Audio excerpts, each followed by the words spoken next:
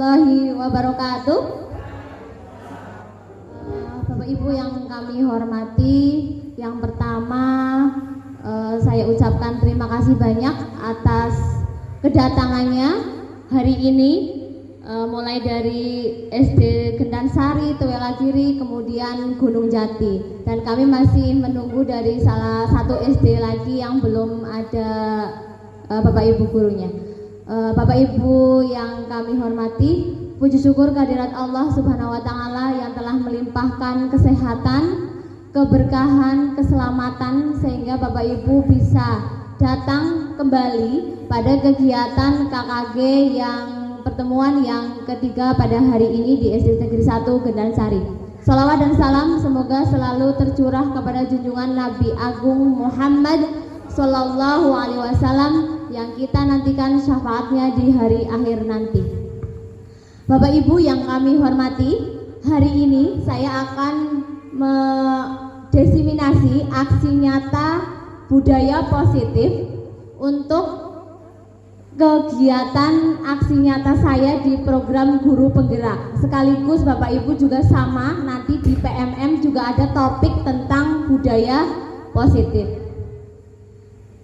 Nah, kemudian alur untuk diseminasi hari ini, yang pertama ada 10 menit perkenalan dan komitmen. Kemudian yang sesi yang kedua adalah 30 menit presentasi. Kemudian yang ketiga 20 menit tanya jawab, atau bisa disingkat kembali kalau misalnya memang tidak ada pertanyaan kembali.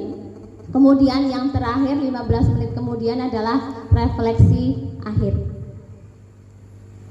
Nah, Bapak Ibu, untuk kegiatan hari ini coba mungkin dari pagi Bapak Ibu udah gelas-gelusu, sudah rungsing mungkin.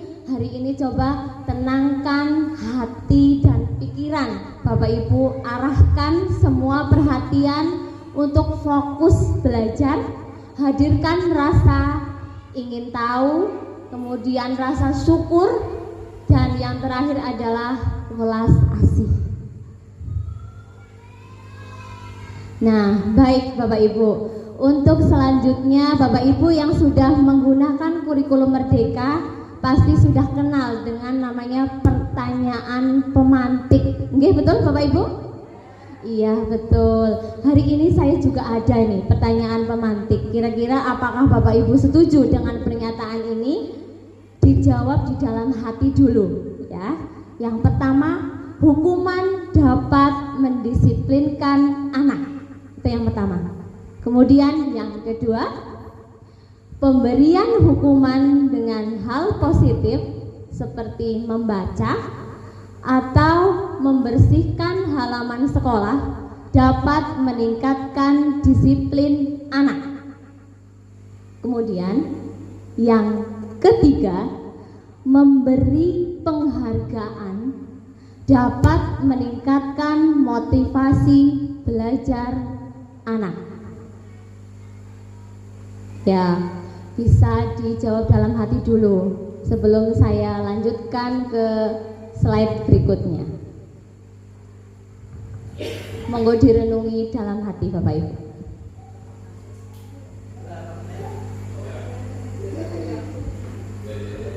Sudah? Sudah apa belum Bapak Ibu? Sudah. Oke, kita lanjutkan. Nah, ini materinya cukup banyak, sehingga tadi saya juga sudah mengatakan bahwa fokus hati dan pikiran fokus hari ini karena kita harus belajar. Yang pertama, disiplin positif dan nilai-nilai kebajikan universal. Itu yang pertama. Kemudian yang kedua, teori, motivasi, hukuman dan penghargaan, dan restitusi. Kemudian yang ketiga tentang keyakinan kelas. Yang keempat, kebutuhan dasar manusia dan dunia berkualitas. Yang kelima, ada 5 posisi kontrol kita sebagai guru. Yang keenam atau yang terakhir atau sebagai puncaknya adalah tentang segitiga restitusi. Nah, Bapak Ibu sebelumnya sudah pernah mendengar tentang hal tersebut? Belum? Ya, baik. Nah, sekarang kita bermain dengan tangan kita. Ya, Bapak Ibu sudah memiliki kertas di mejanya masing-masing? Sudah. Bapak Ibu yang tidak punya pasangan bisa mencari pasangannya. Ya, di situ yang pertama. Nah, di sini di dalam dengan berkelompok adalah ada Bapak Ibu yang menjadi orang A, kemudian sebelahnya adalah sebagai B. Nah, untuk A dan B ini yang pertama, salah satunya boleh sobeklah secari kertas kecil. Nah, ini sudah disobek. Kemudian tuliskan benda atau sesuatu yang menurut Bapak Ibu itu berharga. Nah, yang satunya nanti menunggu. Silahkan Bapak Ibu tulis mulai dari sekarang. Nah, Bapak Ibu tulis dulu. Ya, nulisnya di sini Bapak Ibu. Nah, di sini. Oke. Barang boleh atau sesuatu yang berharga menurut Bapak Ibu itu apa yang ada di pikiran Bapak Ibu atau barangkali yang tadi ya seperti ini juga boleh ya disobek boleh, seperti itu juga boleh Bapak, monggo. Ya, boleh satu atau boleh dua yang menurut Bapak Ibu itu sangat berharga di kehidupan Bapak Ibu.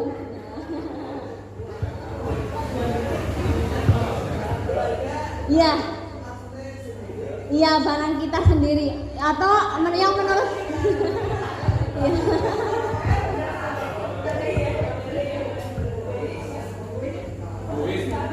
Oh, ya boleh, silahkan apa saja. Tidak perlu dikasih tahu pada teman yang di sebelahnya. Boleh lebih dari satu, boleh Bapak. Ya, satu saja. Sudah? Oh, sudah. Nah, kemudian di situ ada letakkan di salah satu tangan Anda. Berarti artinya tadi kertas yang sudah ada tulisan itu diletakkan di salah satu tangan Anda, kemudian digenggam. Ya, digenggam.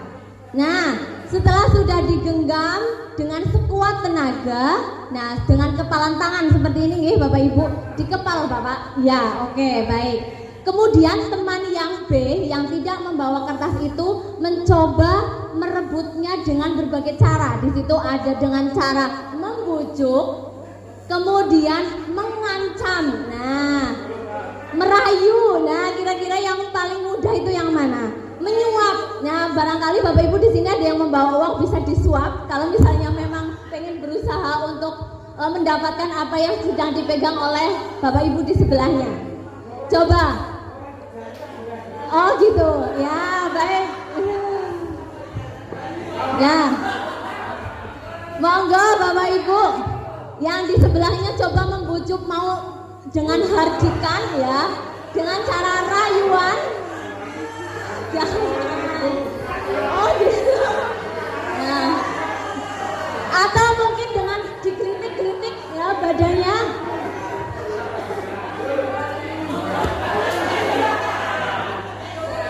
Ya. Bagaimana? Sudah? Oh, bagaimana Bapak Ibu? Apakah ada yang sudah berhasil mengambilnya? Oh, belum. Ada yang sudah, ada yang tidak. Oke, baik. Nah. Oke, baik. Sudah dulu ya. Nah, itu nanti ada hubungannya dengan apa yang akan saya sampaikan hari ini. Hari ini yang pertama adalah perubahan paradigma teori kontrol atau teori pilihan. Nah, itu boleh diletakkan ya Bapak Ibu. Ya, ini namanya ilusi kontrol. Ilusi itu biasanya hanya yang ada di pikiran kita, tapi aslinya tidak sama, gitu nggih? Ya, ilusi bahwa guru bisa mengontrol murid. Nah, itu ilusinya. Mungkin kita sama, pikiran kita sama. Ya. Kemudian yang kedua, ilusi bahwa kritik dan membuat orang merasa bersalah dapat menguatkan karakter. Itu yang kedua. Kemudian yang ketiga, ilusi bahwa orang dewasa memiliki hak untuk memaksa. Ya, gitu. Nah, coba kita hubungkan dengan yang tadi, kemudian sekarang. Ya. Memaksa, ya, betul. Nah, sekarang kemudian tentang yang tadi. Ketika kita ada stimulus respon, kemudian ada kontrol dari orang lain yang tadi sudah dipraktekkan Bapak Ibu bersama teman di sebangkunya. Kita mulai dari kalimat yang pertama. Kita mencoba mengubah orang agar berpandangan sama dengan kita. Nah, ternyata yang sebenarnya adalah kita harus berusaha memahami pandangan orang lain tentang dunianya. Nah, mungkin Bapak Ibu selama ini kudune orang lain itu harus seperti saya, iya apa tidak? Nah, padahal kita harus mengerti orang lain juga, gitu, termasuk dengan murid-murid kita. Kemudian yang kedua, perilaku buruk itu dilihat itu sebagai hanya sebuah kesalahan saja. Ya. Nah, ternyata semua perilaku itu memiliki tujuan. Nah, jadi artinya Bapak Ibu sebelum menyalahkan murid-murid kita harus tahu dulu alasannya apa sih mereka melakukan itu. Nah, gitu. Iya, ada tujuannya Bapak Ibu. Kemudian yang ketiga, orang lain bisa mengontrol saya. Nah, padahal yang sebenarnya adalah hanya Anda sendiri yang bisa mengontrol Anda, artinya kita sendiri yang bisa mengontrol diri kita sendiri. Ya, oke, baik, bisa dilanjutkan? Ya, saya bisa mengontrol orang lain. Nah, padahal yang sebenarnya adalah Anda tidak bisa mengontrol orang lain.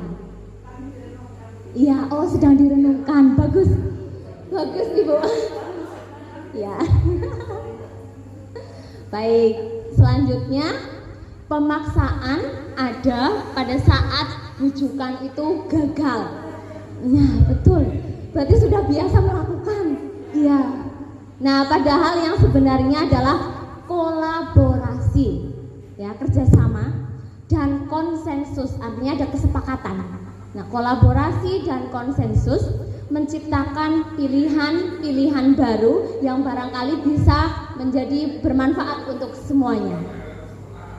Dan yang terakhir, nah, kita juga sering ini model berpikir menang atau kalah. Kalau saya menang, oh berarti Anda kalah ya. Nah, padahal kita harus berpikir juga bahwa kita lebih bagus adalah menang dan menang, artinya kita menang semuanya dalam kondisi apapun. Ya, gitu. Sudah direnungi? Sudah. Baik. Nah, pembelajaran yang pertama ini ada namanya disiplin positif dan nilai-nilai kebajikan universal. Nah, apa itu ya? Oke, baik. Disiplin. Disiplin itu berasal dari bahasa Latin, artinya belajar. Nah, di situ ada disiplin diri membuat orang itu bisa menggali potensinya menuju sebuah tujuan apa yang dia hargai. Namun, dalam budaya kita atau kebiasaan kita, kata disiplin itu berubah menjadi sesuatu yang harus dilakukan seseorang pada orang lain untuk mendapatkan kepatuhan supaya orang lain itu patuh kepada kita.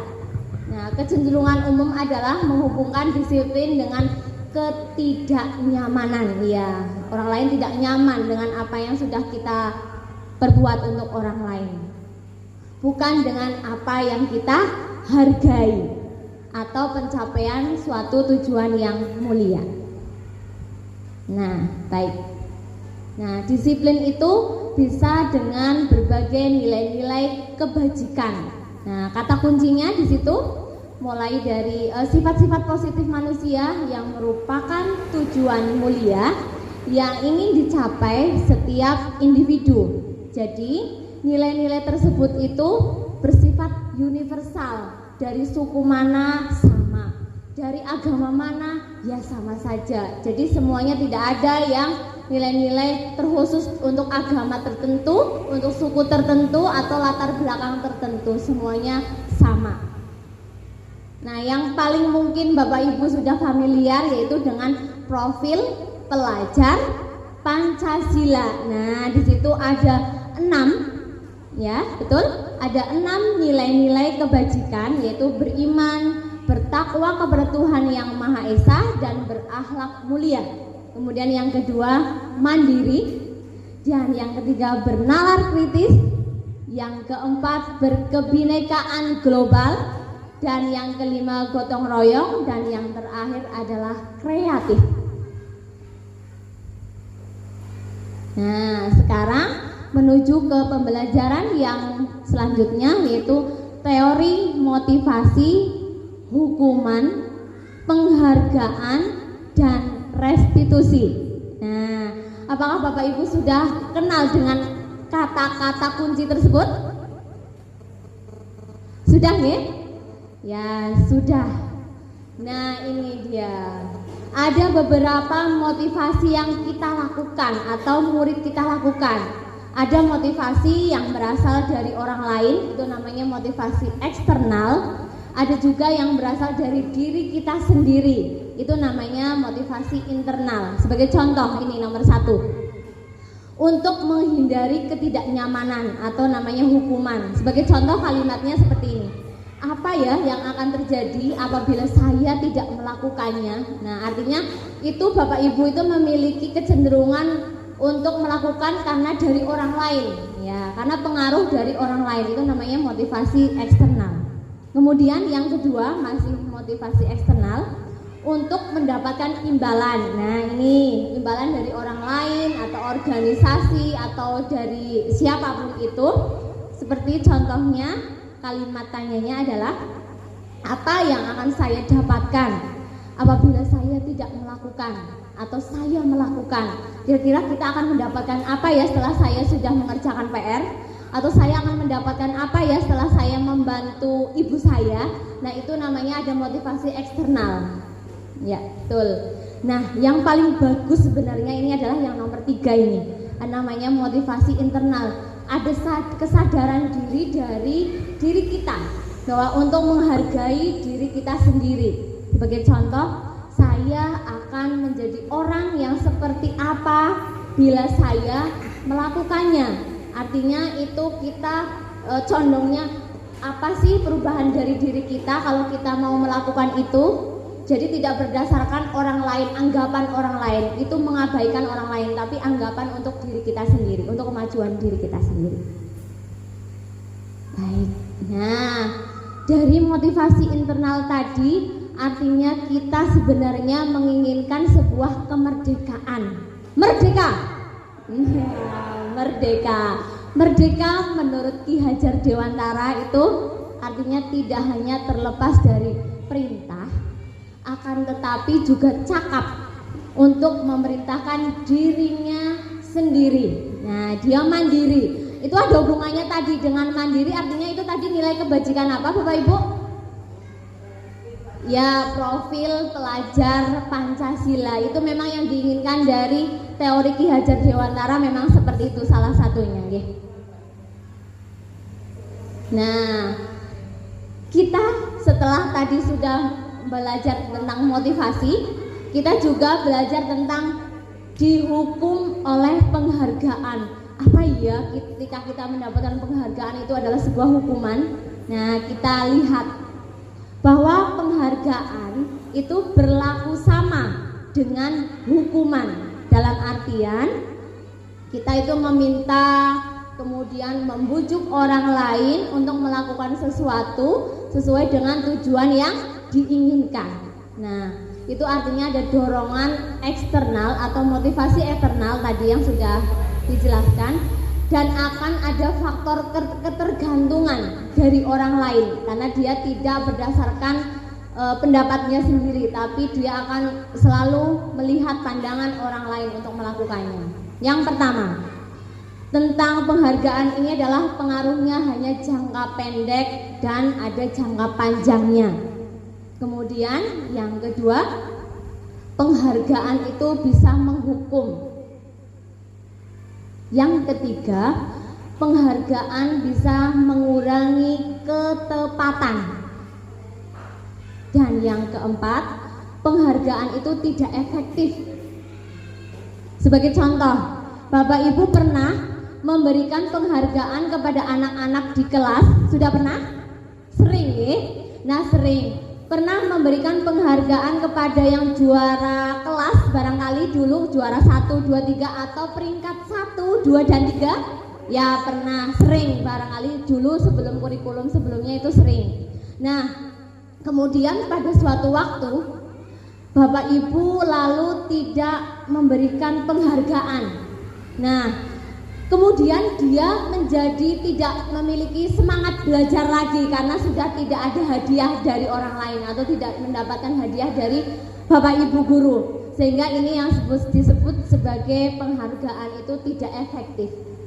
Nah kemudian penghargaan itu bisa merusak hubungan. Apa ya, hubungan apa ya ini? Nah sebagai contoh, Bapak Ibu di sekolah, di kelas, nah seperti tadi memberikan penghargaan kepada yang juara 1, 2, dan 3 untuk peringkat kelas.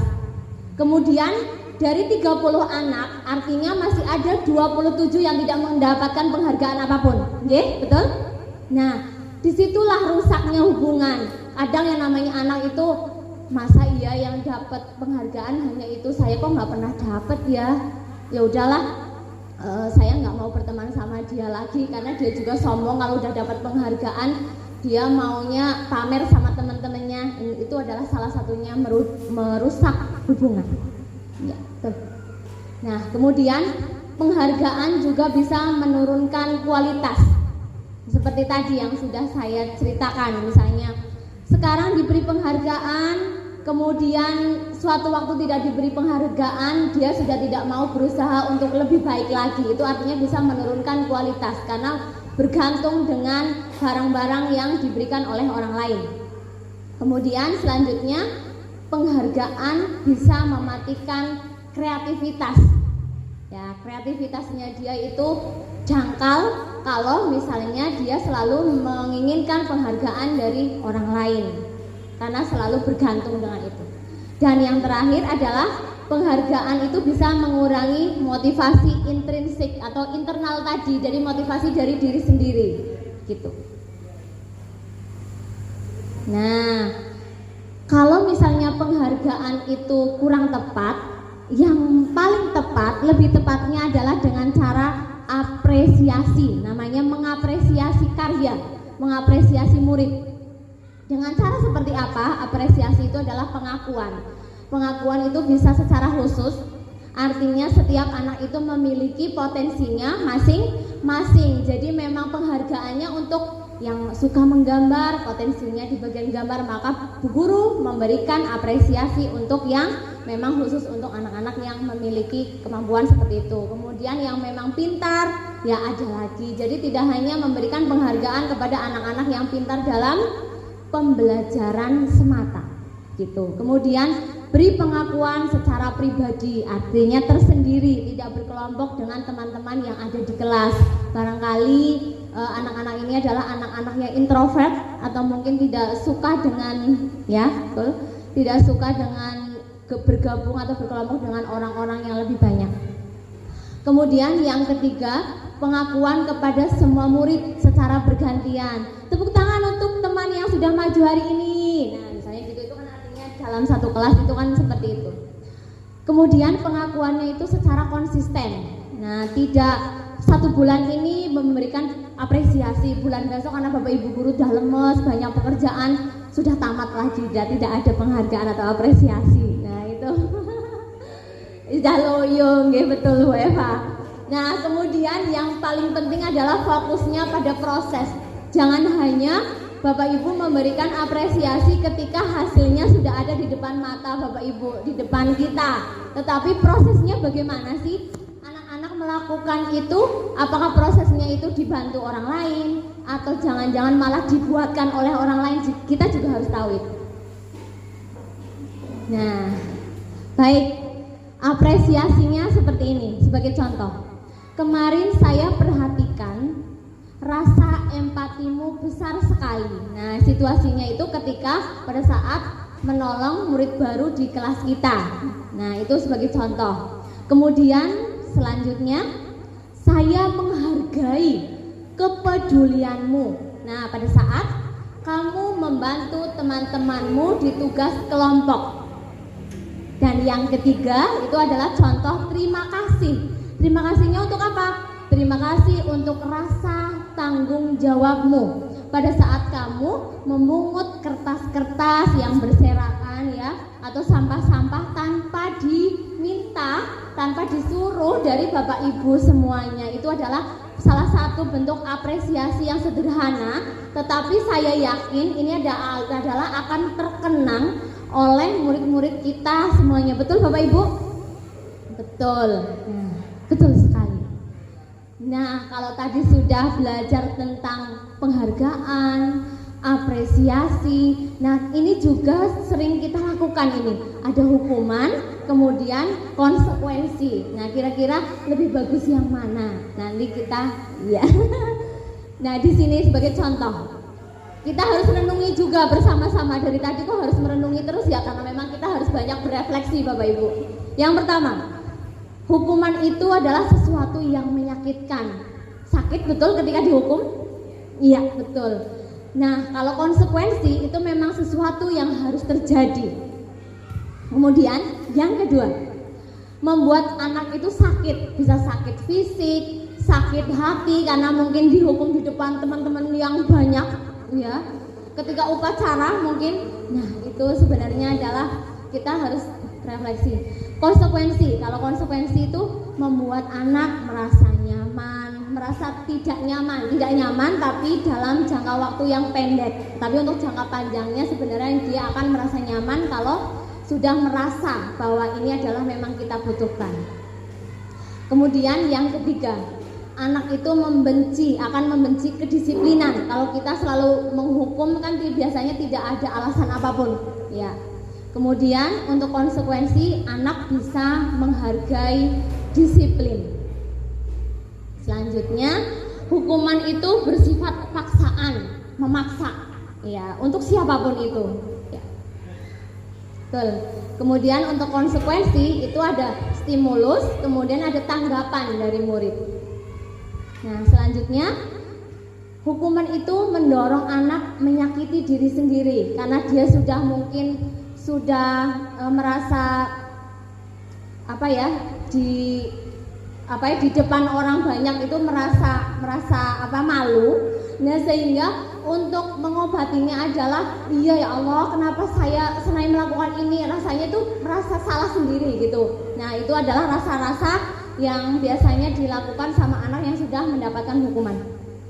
Kemudian konsekuensi itu mendorong anak agar mudah menyesuaikan diri.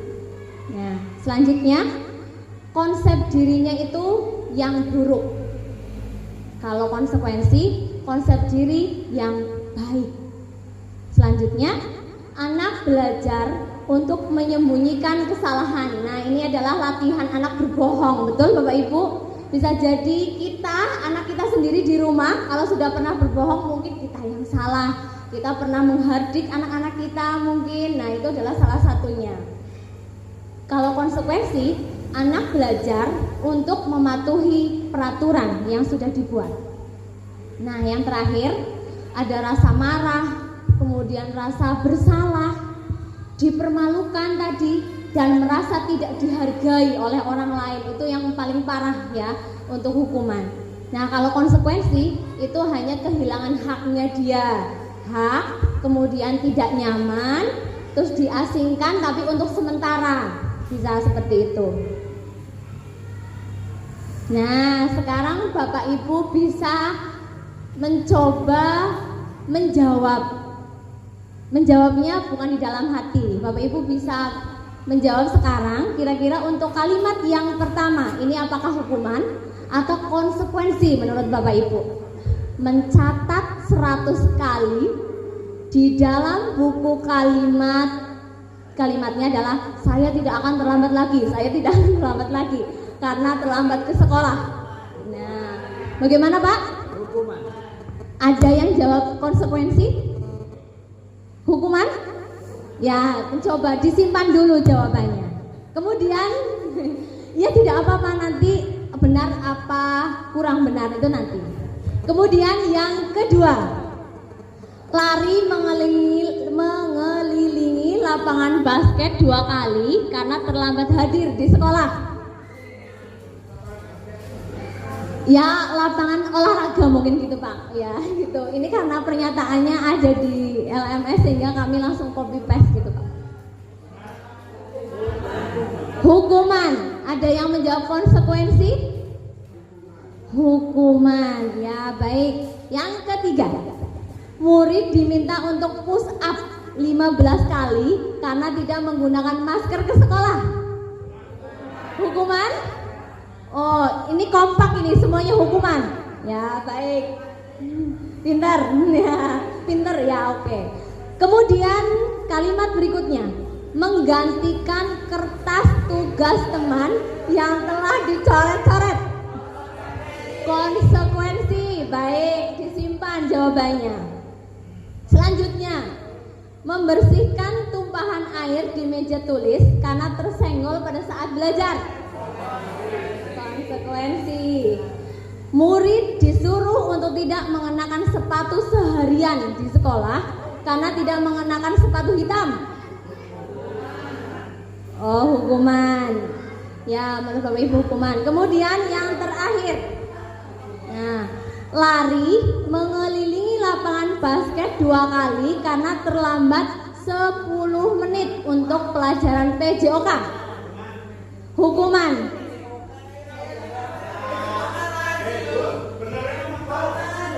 Oh, hukuman? Hukuman atau konsekuensi? Hukuman. Kita cek dan recheck jawabannya, ya. 1, 2, iya.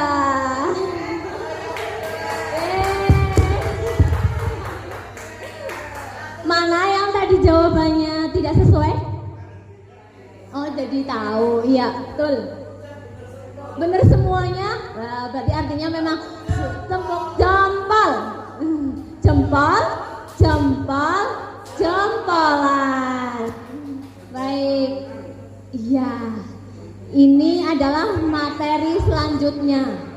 Tadi sudah ada hukuman. Kemudian yang kedua adalah konsekuensi. Nah, ini adalah restitusi itu apa? Ini restitusi adalah cara yang menurut saya itu adalah yang paling lembut, paling halus barangkali. Nah, ini coba bisa dimengerti dulu. Restitusi adalah proses menciptakan kondisi bagi murid untuk memperbaiki kesalahan mereka sehingga mereka bisa kembali pada kelompok mereka dengan karakter yang lebih kuat. Restitusi juga merupakan proses kolaboratif. Nah, ini tidak bisa sendiri. Kolaboratif yang mengajarkan murid untuk mencari solusi untuk masalah mereka dan membantu murid berpikir tentang orang seperti apa yang mereka ingin menjadi atau tujuan mulianya dan bagaimana mereka harus memperlakukan orang lain. Nah, ini ada namanya menghargai di dalam restitusi.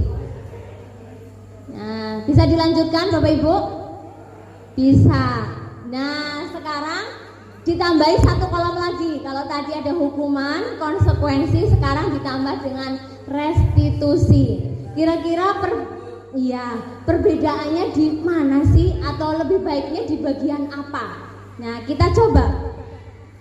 Kalau tadi memang sesuatu yang menyakitkan harus terjadi, tadi hukuman. Kalau konsekuensi sesuatu harus terjadi.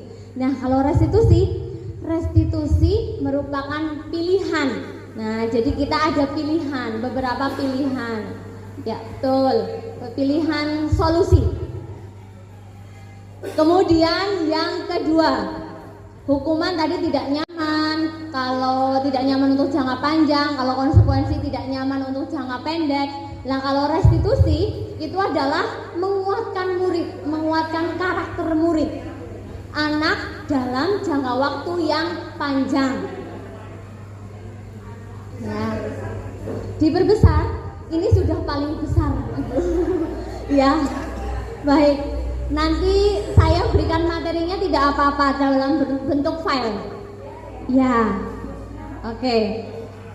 Baik. Kemudian yang ketiga, korban. Nah, korban hukuman, maksudnya dihukum itu korban itu akan mendapatkan keadilan.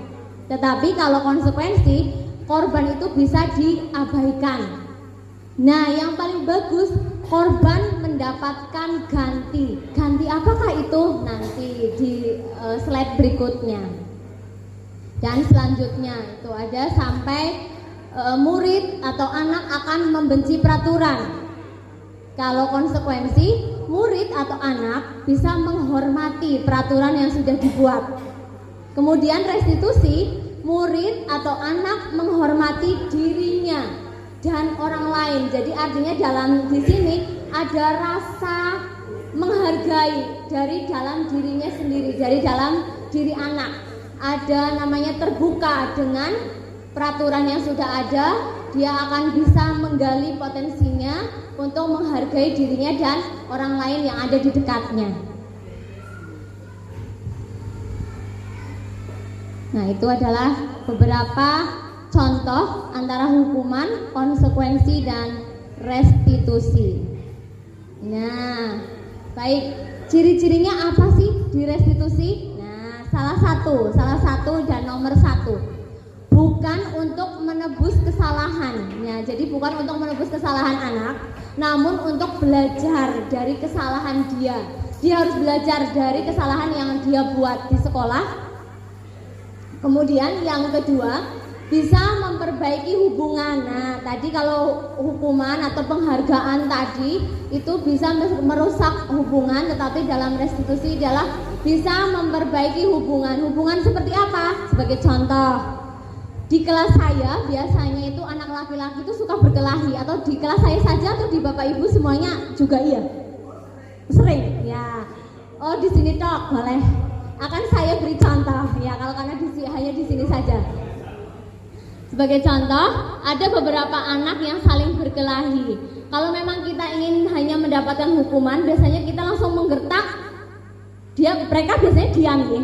Diam, tapi artinya diam itu tidak tahu apa yang dia diamkan. Barangkali diamnya itu hanya karena takut dengan mata kita yang sudah melotot, atau suara kita yang sudah udah kenceng, udah tinggi. Nah, tetapi dalam restitusi ini kita mendudukkan anak. Jadi kita dudukkan bersama, menurut anak ini tadi kejadiannya seperti apa, kemudian menurut anak yang satunya seperti apa. Jadi kita mendengarkan dari kedua belah pihak. Kita tidak boleh hanya mendengarkan dari salah satu pihak, karena yang tambah, kadang ada yang dikurangi, nggih. Betul, kita juga seperti itu kadang kalau misalnya dalam waktu yang kepepet dan lain sebagainya. Nah, itu anak juga seperti itu. Kemudian yang ketiga, ciri-cirinya adalah ada tawaran.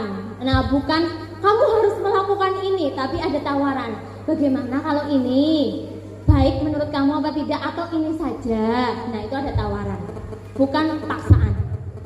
Kemudian yang keempat, restitusi itu menuntun untuk melihat ke dalam diri. Nah, refleksi ke dalam dirinya anak, ke dalam dirinya masing-masing.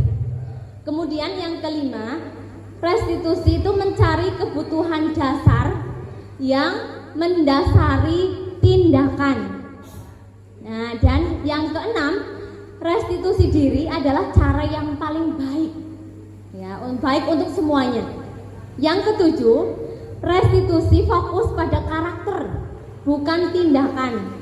Nah, karakter yang bisa berubah itu apa? Bukan tindakan yang akan kita lakukan itu apa. Jadi karakter anak yang sedang kita hadapi, bukan kita akan melakukan apa untuk anak. Gitu.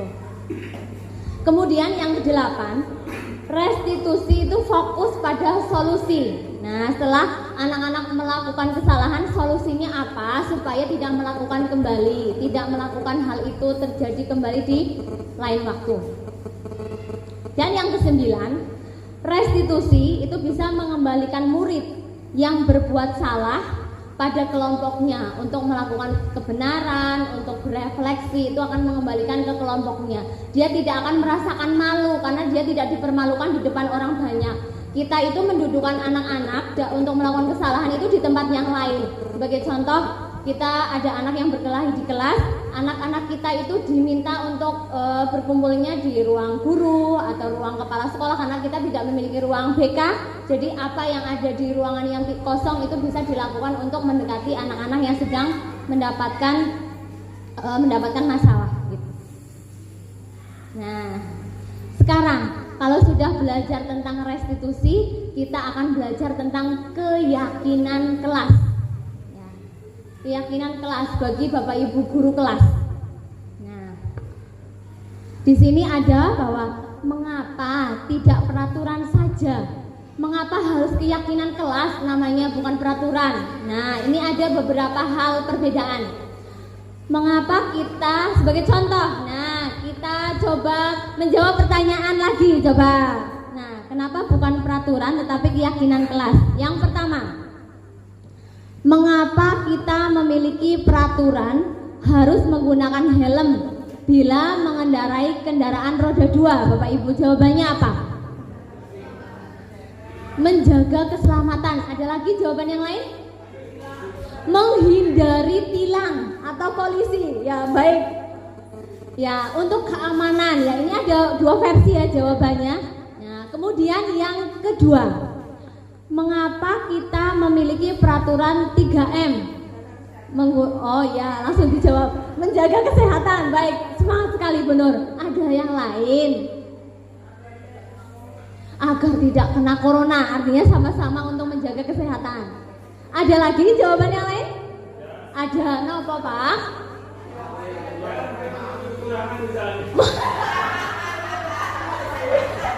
Menutupi. Iya, menutupi kekurangan. Ya. Baik, kemudian yang ketiga, mengapa kita memiliki peraturan harus datang tepat waktu pada saat mengikuti pelatihan atau KKG hari ini? Nah, kira-kira apa jawabannya Bapak Ibu? Nah, ya. Ada yang ketinggalan. Biar dipuji. Nah, ini ada jawaban biar dipuji supaya tidak ketinggalan pelajaran atau materi. Baik. Iya, dapat door prize. Nah, gengsi dengan teman-teman. Iya. Iya, betul. Ya, baik. Nah, tadi kan ada beberapa jawaban.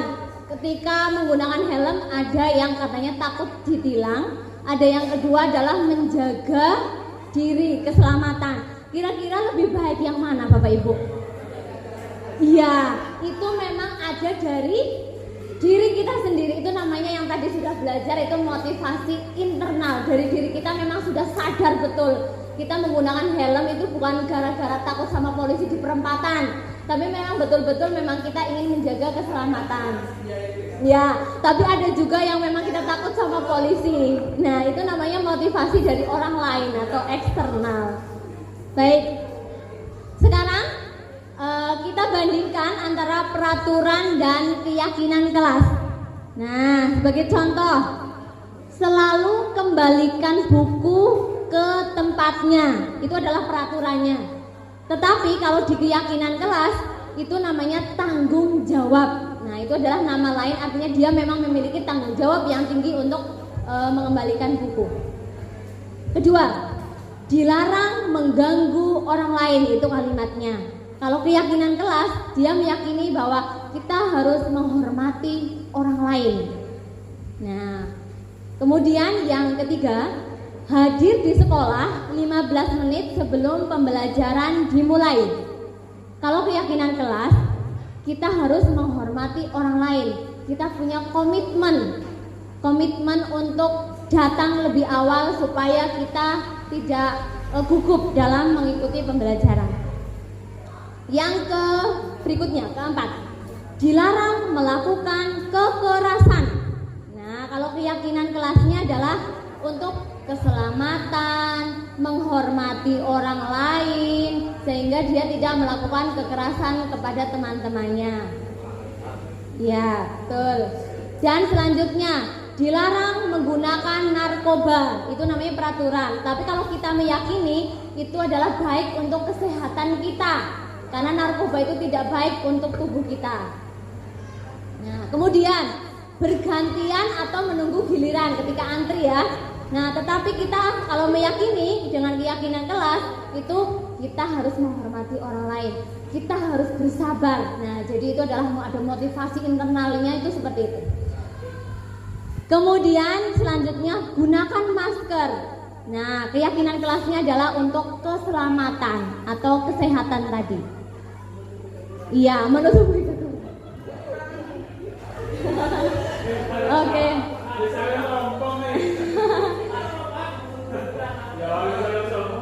Ya, selanjutnya jangan berlari di kelas atau koridor.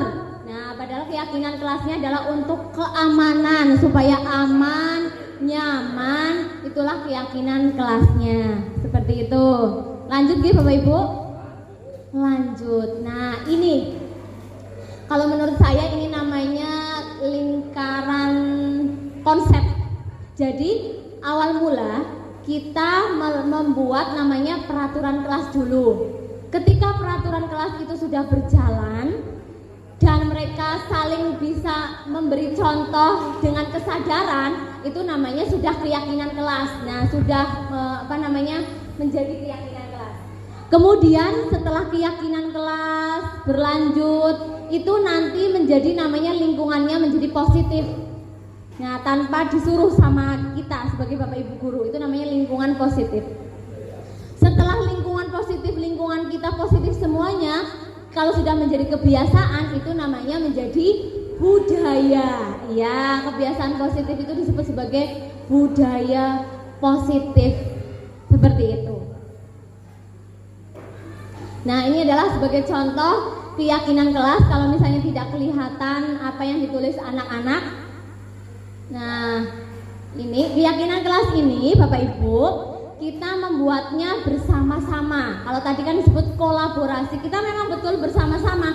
Jadi bukan inisiatif Bapak Ibu untuk membuat peraturan di kelas, anak-anak tidak tahu. Tetapi kita membuat keyakinan kelas bersama-sama. Anak-anak, kalian di kelas ini pengennya apa aja sih?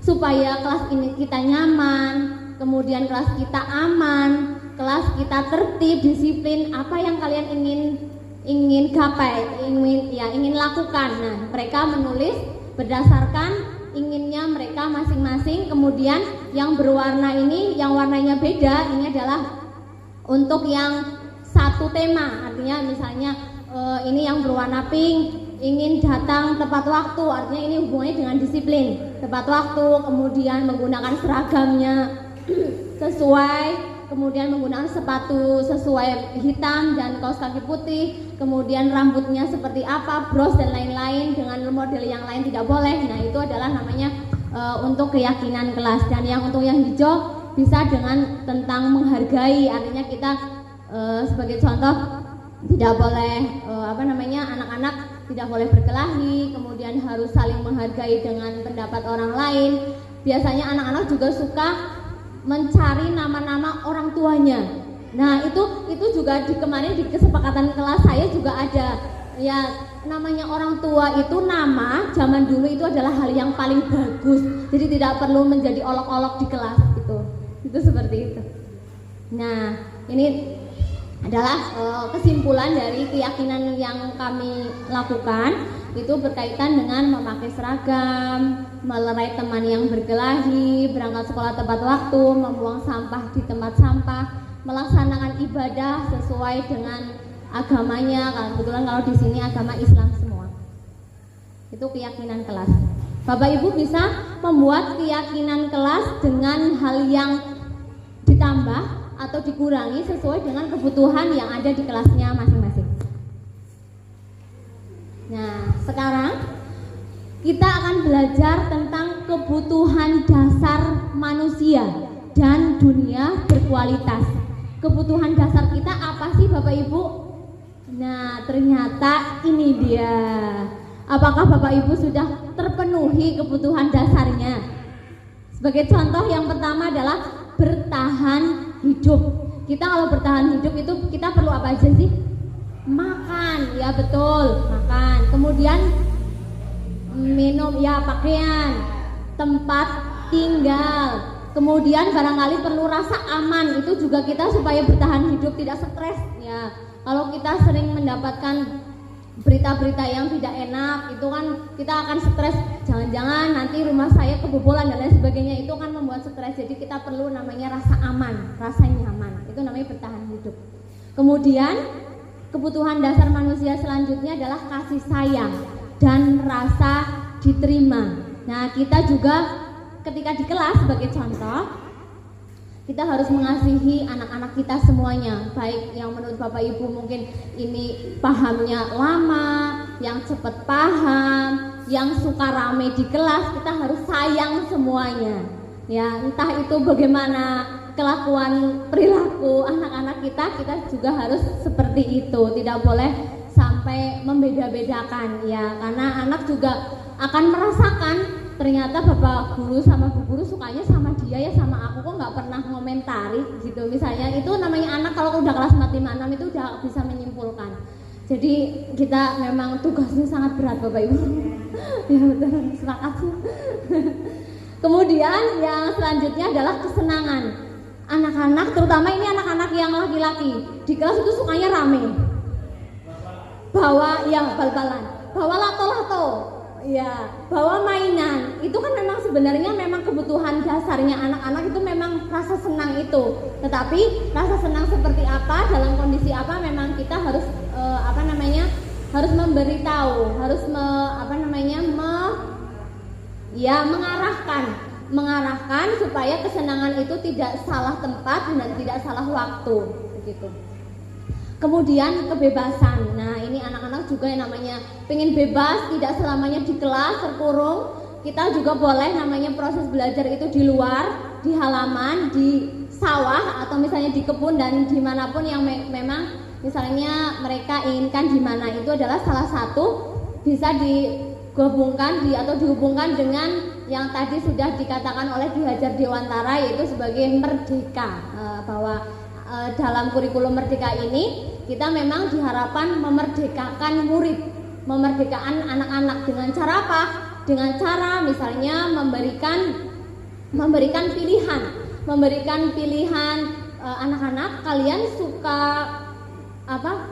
Mendapatkan penjelasan dari bu guru itu di papan tulis, atau mau melihat video di YouTube, atau dengan cara melihat gambar dan ada penjelasannya dan seterusnya. Kita bisa memilih, itu namanya pembelajaran berdiferensiasi kalau Bapak Ibu sudah melakukan itu. Jadi dalam menjelaskan kita tidak perlu harus di depan anak-anak kita berceramah, tapi anak-anak bisa belajar sesuai dengan yang mereka inginkan.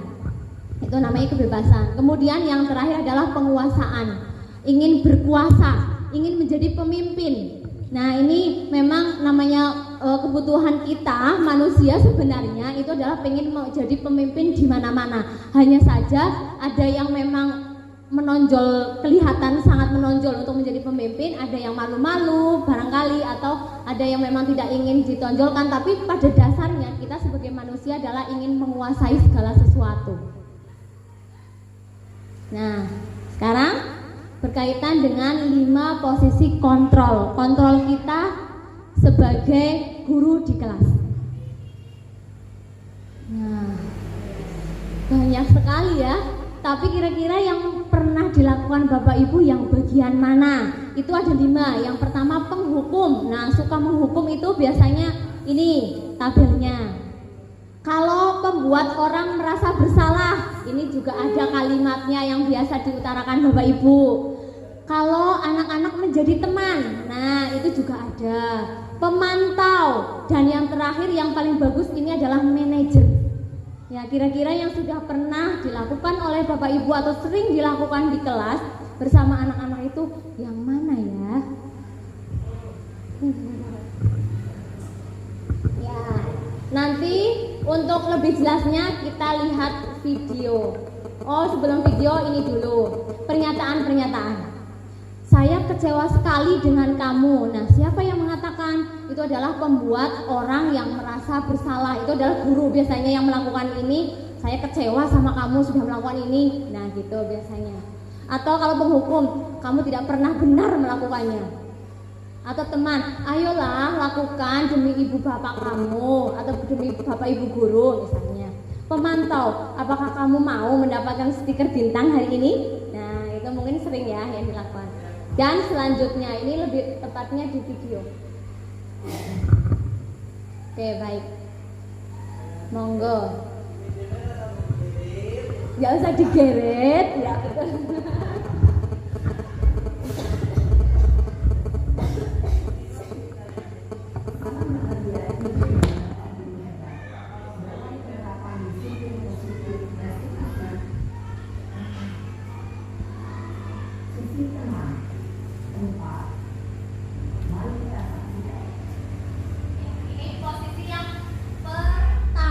Kita lihat.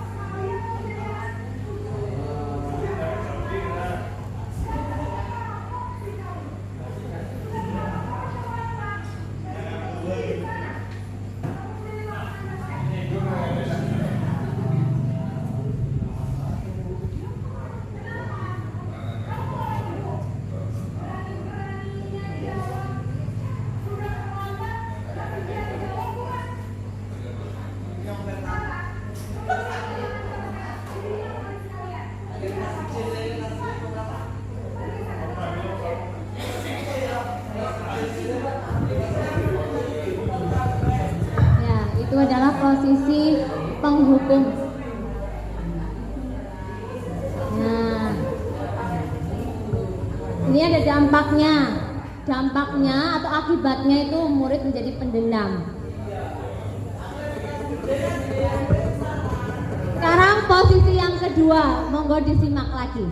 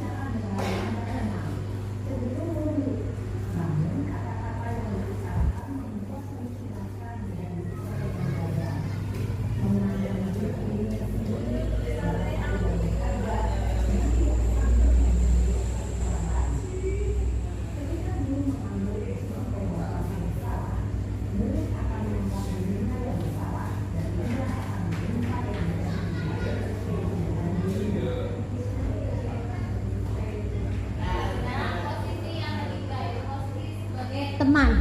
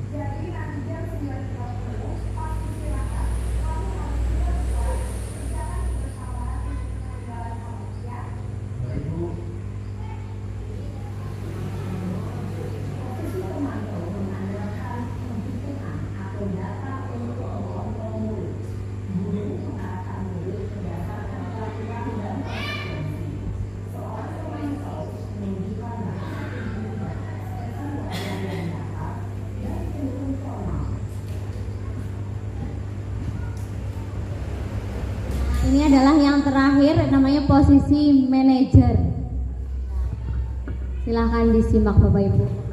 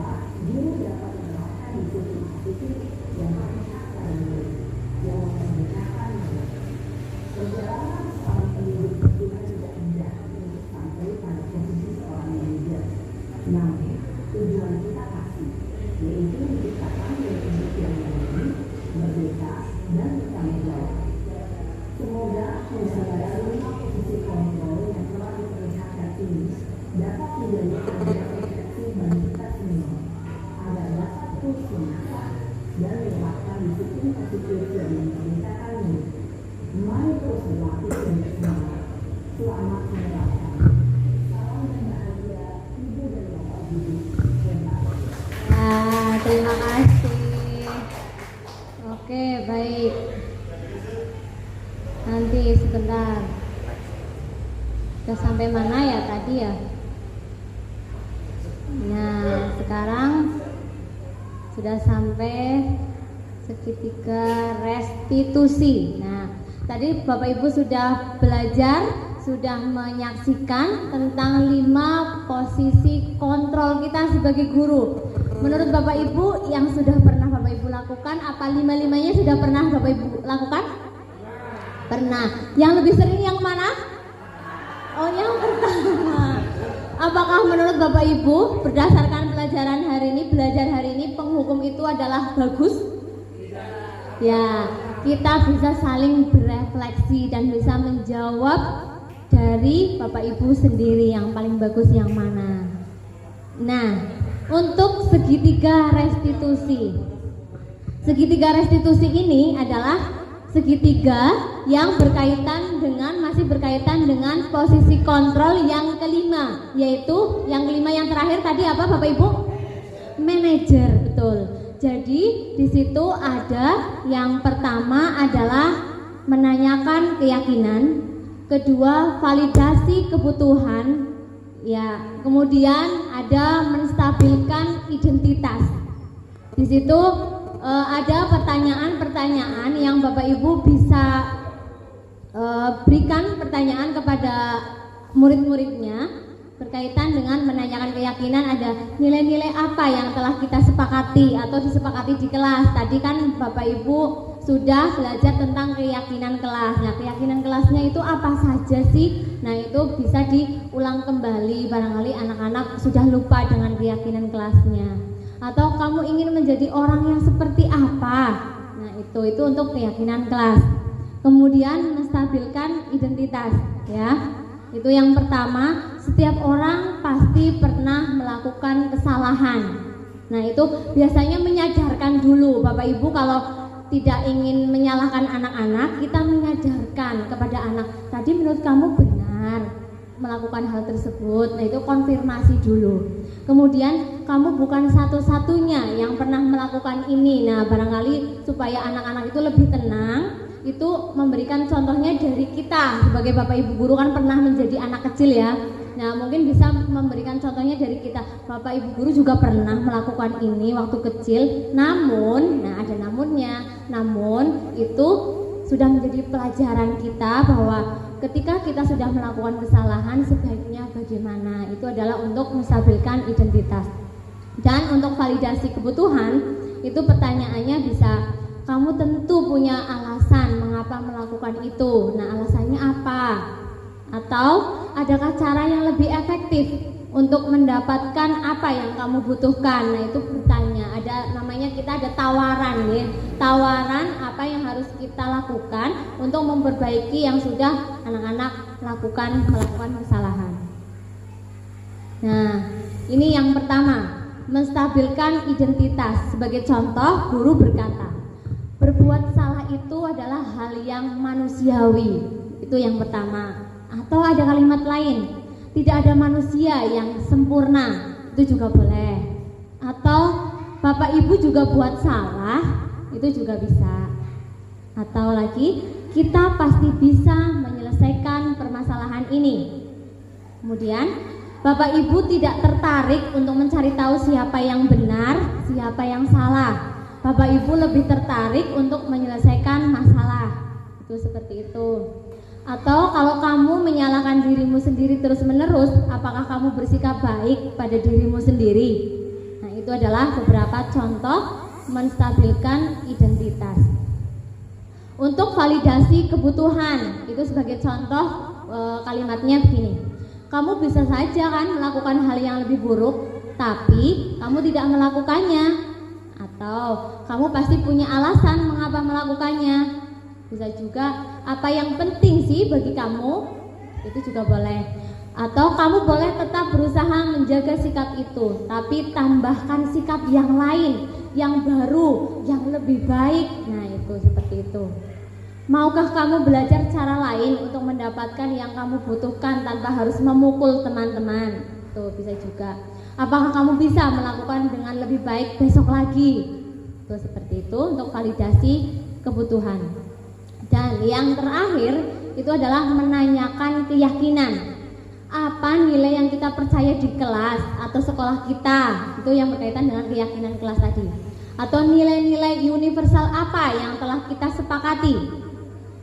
Lalu kelas yang ideal itu seperti apa sih? Atau juga kamu ingin jadi anak seperti apa? Itu juga boleh. Apa yang kamu rasakan sekarang ketika kamu melakukan itu? Kamu menjadi orang yang seperti apa selanjutnya ketika kamu sudah memukul teman-teman? Nah, itu untuk menanyakan keyakinan. Baik.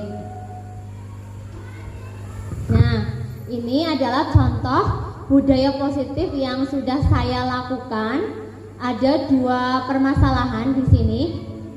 Ya, jadi yang pertama itu kasus yang pertama itu adalah anak yang belum istirahat, tetapi sebentar. Mana ya? Ya, ternyata pergi ke kantin sekolah, ternyata meminta izin ke belakang mau ke kamar mandi, ternyata pergi membeli jajan. Nah, kemudian karena ini kebetulan suara saya tidak terlalu jelas, sehingga saya menstabilkan identitasnya dengan kalimat yang ada di sampingnya.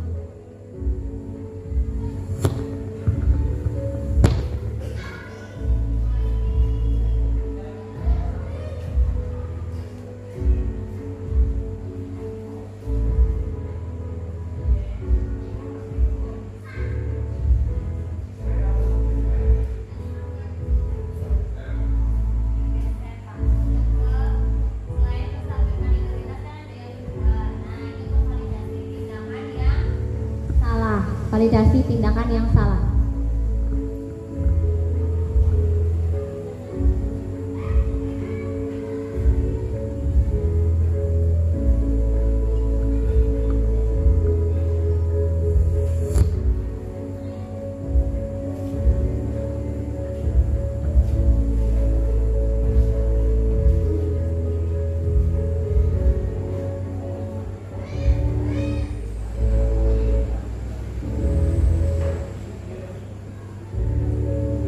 Ini yang ketiga, menanyakan keyakinan.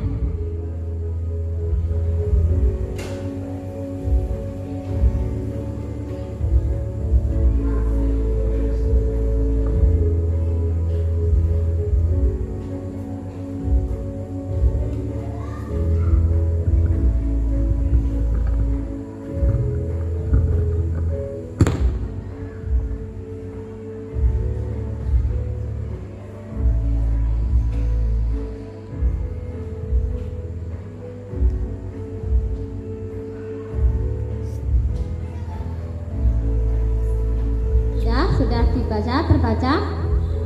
Sudah ya? Kemudian, nah yang terakhir, setelah kita sudah belajar semua materi, kemudian ini yang perlu kita refleksi sama-sama.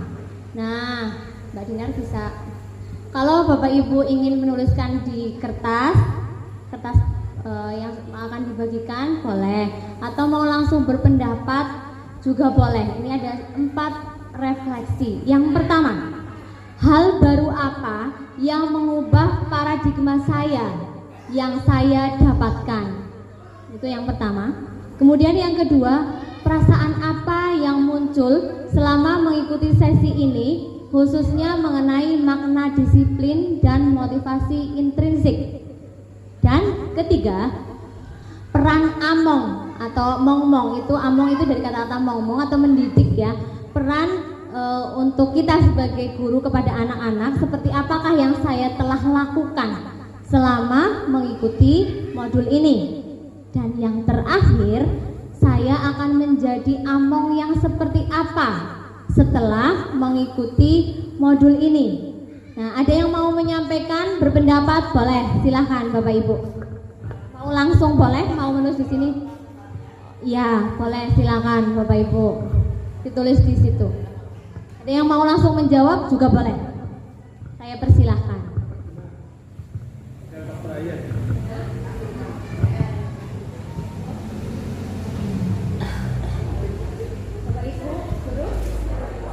Ada yang mau berpendapat berdasarkan materi yang sudah kami share hari ini?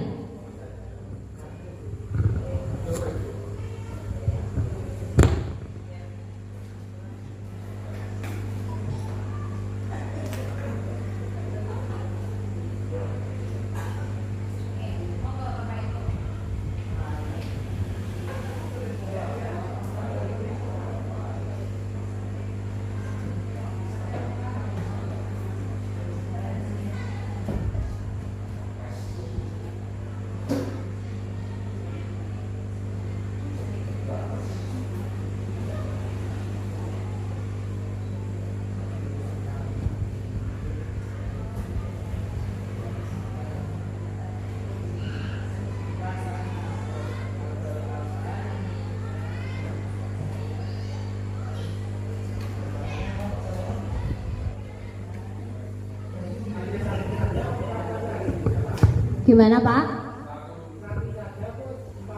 Ya 4-4-nya dong Pak. Iya.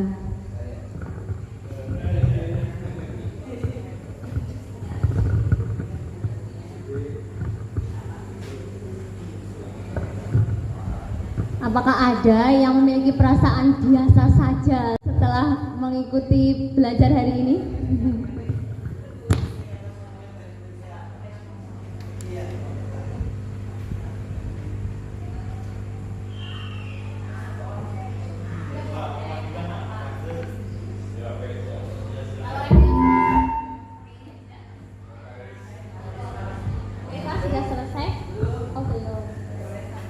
Ya, satu orang saja menyampaikan pendapatnya. Boleh.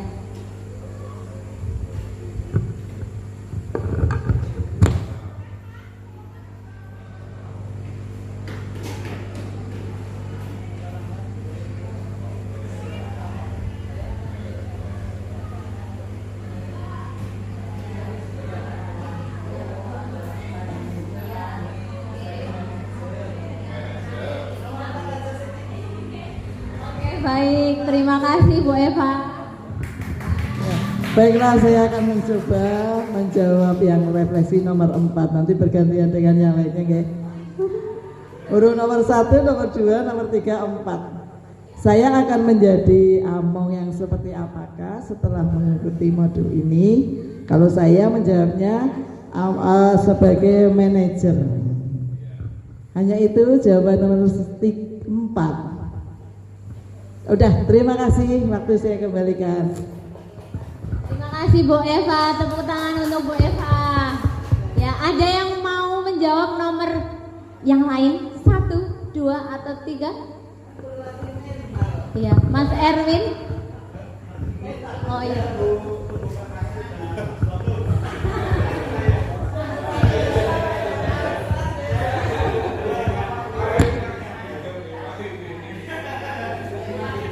Coba mungkin bisa menjawab nomor di antara 1, 2, dan 3 yang menurut Mas Erwin tertangkap di pikiran Mas Erwin itu yang mana?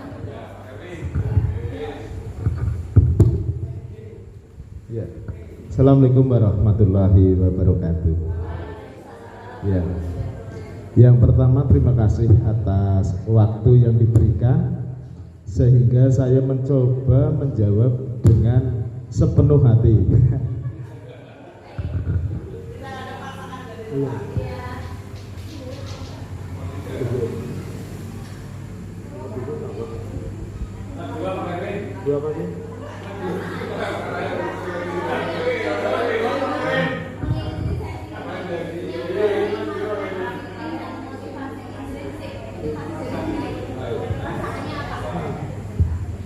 Saya mencoba menjawab untuk yang refleksi nomor 2. Nomor 2, saya mencoba, saya di WA sama Pak Rotun dan Pak Arsek. Ya, yang pertama perasaan apa yang muncul selama mengikuti sesi ini, khususnya mengenai makna disiplin dan motivasi intrinsik. Jadi kalau saya pribadi sebenarnya banyak sekali hal yang tadinya saya belum tahu menjadi tahu. Ini yang pertama. Contohnya tadi ada 5 ya Bu ya. 5 posisi kontrol sebagai yang terakhir manajer, seperti itu. Itu yang paling baik. Tetapi yang sering saya lakukan adalah sebagai yang pertama itu penghukum. Iya. Iya. Itu pengalaman saya. Sehingga dengan saya mendapatkan ilmu pada hari ini dan kemarin-kemarin, sehingga yang akan saya lakukan diantaranya adalah yang sebagai manajer, seperti itu. Ini hanya sebuah cita-cita dan saya mohon doanya mudah-mudahan saya bisa seperti itu ya. Paling itu yang saya bisa paling berkesan terkait dengan keterangan apa yang tadi saya dapat, dan mudah-mudahan saya dan teman-teman bisa melaksanakan yang poin 5 itu sebagai manajer. Allahumma amin. Sekian dari saya, mohon maaf atas segala kurangan. Akhiri bila dari wadidiyah. Wassalamualaikum warahmatullahi wabarakatuh. Assalamualaikum warahmatullahi wabarakatuh. Terima kasih Pak Erwin. Nah, masih ada 2 nomor lagi yang belum dijawab. Barangkali bisa ya, monggo Bapak Ibu. Terima kasih waktunya Bu.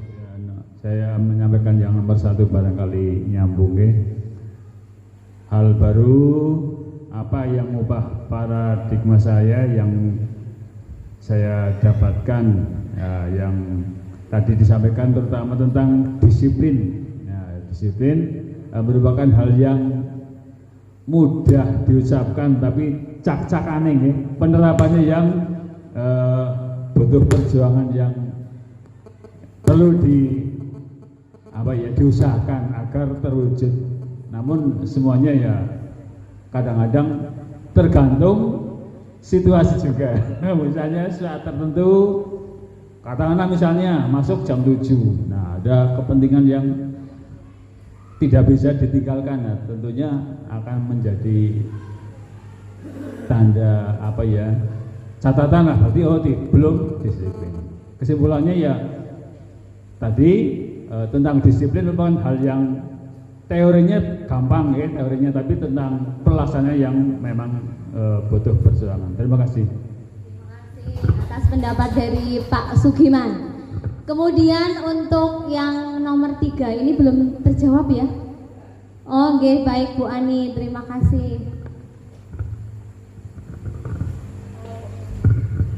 Terima kasih atas waktu yang diberikan kepada diri saya. Akan mencoba untuk memberikan komentar tentang yang nomor 3, peran AMOM seperti apakah yang saya telah lakukan selama mengikuti modul ini.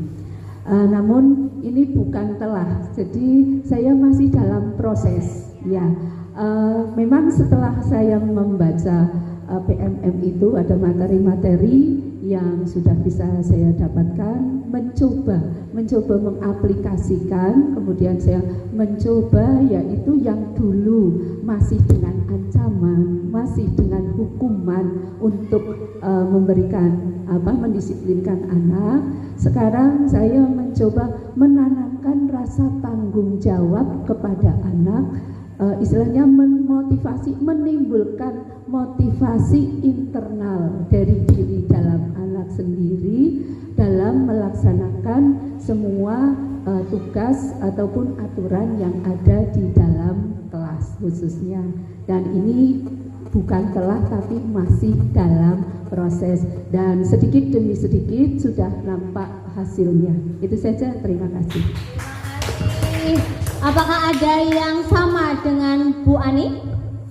Artinya apa yang sudah dilakukan itu adalah masih dalam proses dan sedang dirintis, barangkali begitu ya Bapak Ibu.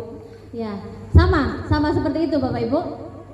Ya, sama, masih proses ya, betul, karena dalam membudaya positif ini itu prosesnya itu hanya tidak anak yang berproses, tapi kita sebagai pendidik juga memang berproses untuk merubah apa yang selama ini kita lakukan salah, kemudian ada ilmu baru kita terapkan sedikit demi sedikit sesuai dengan kemampuan kita dan anak-anak kita. Barangkali begitu ya Bapak Ibu.